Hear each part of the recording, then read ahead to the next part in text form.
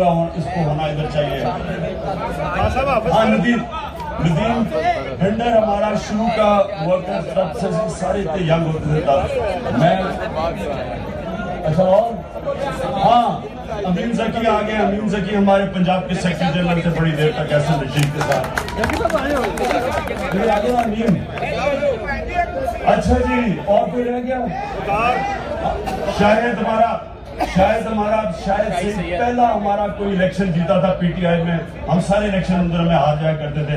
ये पहला election junior council का नाजिम बना था। नाजिम किधर है? नादर अली किधर हो?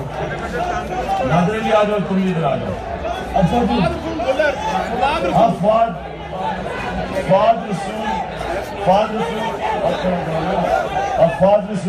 फाद रसूल भी सारा वक्त लड़ता रहता था, मुझे इसका भी याद है।